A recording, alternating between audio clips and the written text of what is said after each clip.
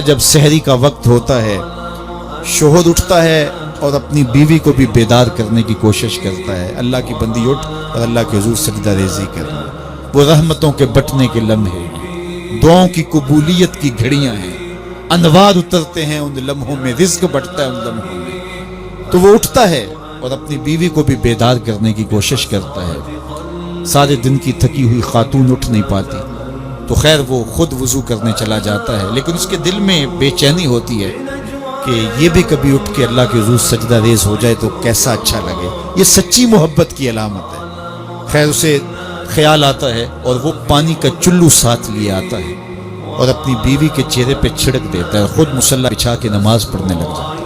بیوی اٹھتی ہے، دیکھتی ہے میرا شوہر نماز میں ہے، اسے بھی خیال آتا ہے، اٹھتی ہے جلدی سے، وضو کرتی ہے، مصلی بچھا کے شوہر کے قریب نماز پڑھنے لگ جاتی ہے۔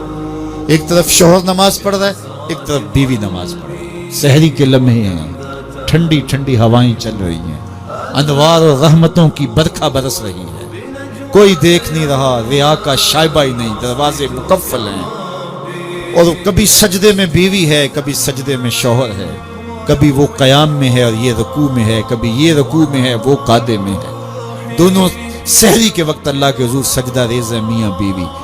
حدیث پاک میں آتا ہے دونوں کو دیکھ کے رب مسکرا رہا ہوتا ہے، اپنی شان کے مطابق اللہ خوش ہو رہا ہوتا ہے کہ میرا بندہ اور میری دہلیز کی باندی کس طرح میرے حضور سجدہ ریز ہیں۔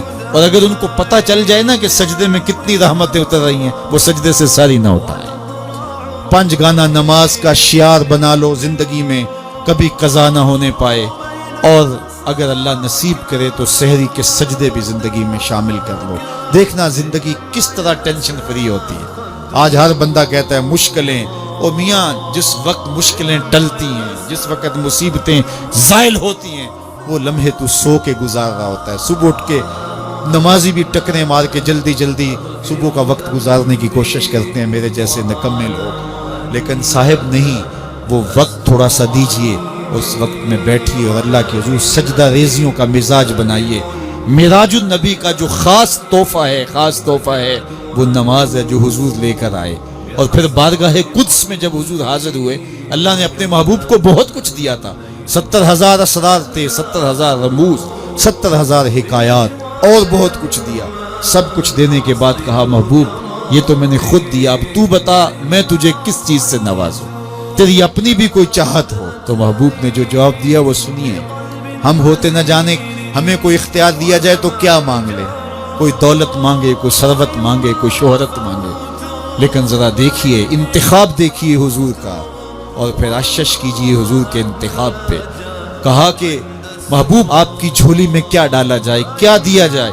تو محبوب نے کیا کہا؟ بنسبتی الیک بالعبودیہ، اے اللہ ساری زندگی میں یہ کہتا رہا کہ تو میرا رب ہے، آج تو بھی تو کہہ دے کہ تو میرا بندہ ہے، مجھے عبد کہہ کے پکار دے۔ میں نے سجدوں میں کہا تو میرا رب ہے، میں نے قیام میں کہا تو میرا رب ہے، میں نے طائف کے بازاروں میں، مکے کی گلیوں میں کہا تو میرا رب ہے، میں سینے حرم میں کہا تو میرا رب ہے، میرے بدن پہ اوجریاں ڈالی جاتی رہیں، میں نے کہا سبحان ربی الاعلی، میں نے تجھے پکارا اور پتھر برس رہے تھے، میں نے کہا تو میرا رب ہے، میں نے تجھے ہر موقع پہ اپنا رب کہہ کے پکارا، آج تو بھی تو کہہ دے کہ تو میرا بندہ ہے۔